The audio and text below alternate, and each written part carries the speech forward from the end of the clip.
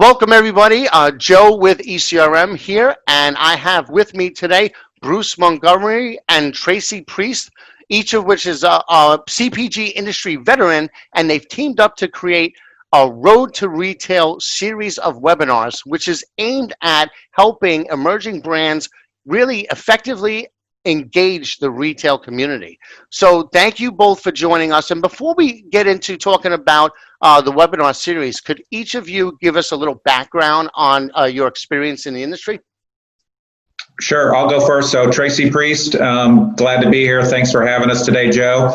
And I'm an industry veteran of 30 years, spent half of my career in corporate America working for big CPG companies, Quaker Oats, Bayer Consumer Care, Tropicana. And then the second half of my career worked in natural channel and with small emerging brands, helping them really with sales and gaining distribution at major retailers across the country. And I'm Bruce Montgomery, and like Tracey, I've been doing CPG for most of my 30-year career. I took a short detour into banking. I'm fully recovered now from that soiree, but I've been running sales and marketing organizations, business development, brand acquisition, and divestiture. Spent most of my time in HBA OTC. Love it. Spent some time in beverage. And as you're going to find out, you know, Tracey and I have a deep passion for these challenger, emerging, smaller brands, and we just think there's a chance to help out here. Excellent. So give us an overview of the Road to Retail series. How did that come about?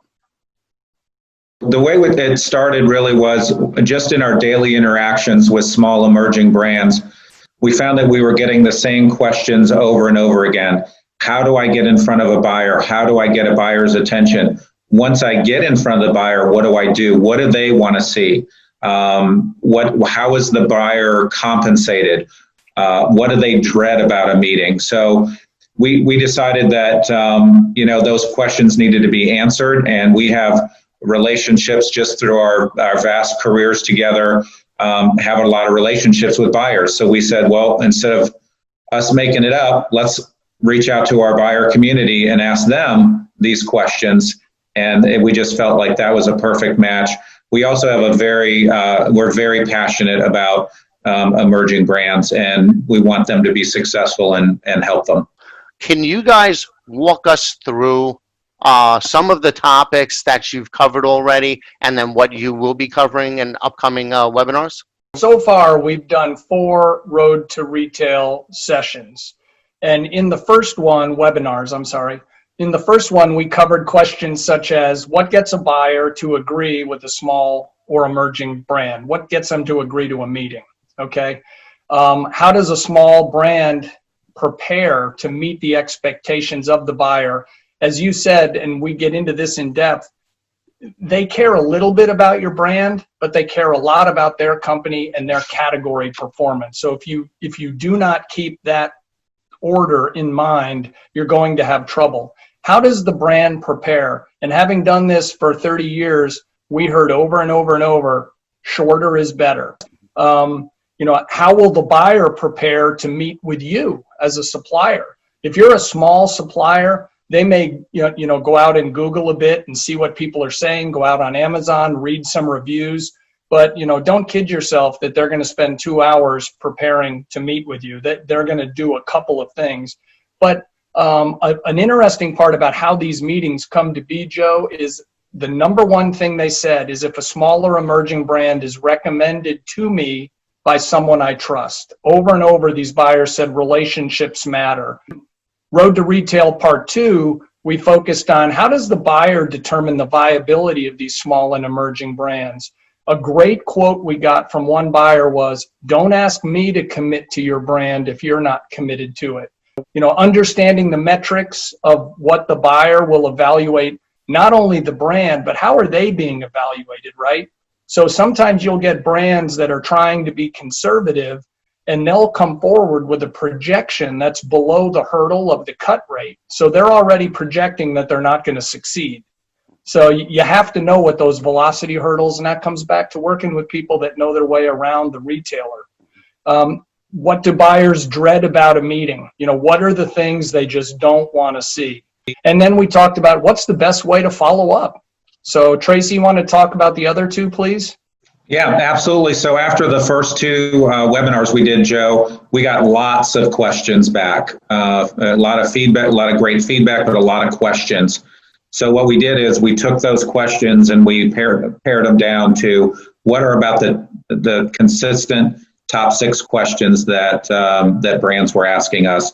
So one of the things, one of the questions was, what's a go-to-market strategy? You've got to have a good a plan, a cadence for what retailer you're going to go after first.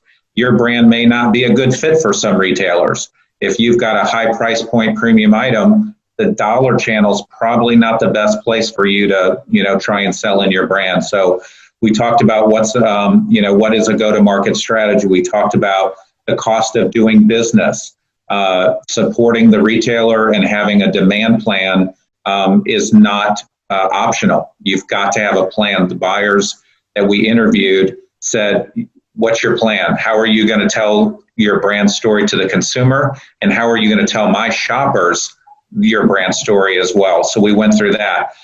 Bruce did a great job taking through during the webinar some basic trade math. What is margin? What's markup? A lot of brands get confused about margin and markup. What's the difference?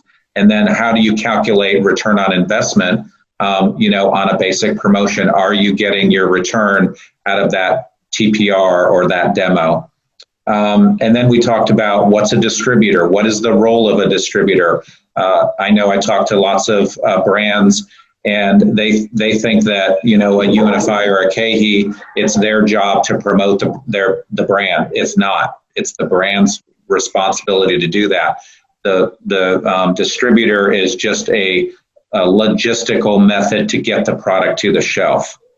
So we talked about that. And then we talked about, you know, what to look for in a broker. We get this a lot as well. How do I choose a broker? How do I go with a sales agency? What, you know, do I look for somebody that can represent across multiple classes of trade, or do I need one specifically for a CVS or a Walmart? So we talked a lot about those kind of tactics. And then in number 4, we talked about the new normal. And we talked about execution. We talked about, you know, we get a lot of questions about ECRM, Range Me. So we talked about our experience with your platforms and feeling that that's the best way these days to reach those retailers. And then we talked about a success kit that we've created, where we help small emerging brands with their presentation. We help them get them up on Range Me. Being Range Me verified is really important. We talked about that. And then we created an idea that, because again, getting buyers' attentions, they're all, you know, working from home these days. And we said, well, let's create a video presentation where we would actually work with the founder or CEO to do a video presentation. What the reason that came about is we heard from buyers in our surveys that, you know, I'm working from home now. I'm doing a lot of work after I put my kids to bed. So we thought, hey, if a buyer had 5 or 7 minutes, they could click on that link and watch that video presentation and see that passion come through from that CEO.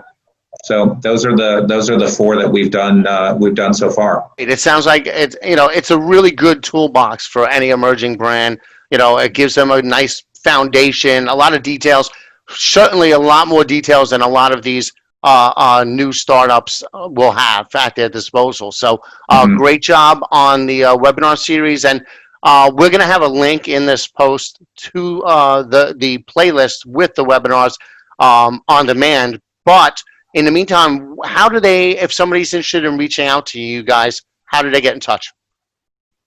So the best way to get in touch with us is just through our, you know, personal LinkedIn profiles. So that's a great way, probably the best way to reach both Bruce and I.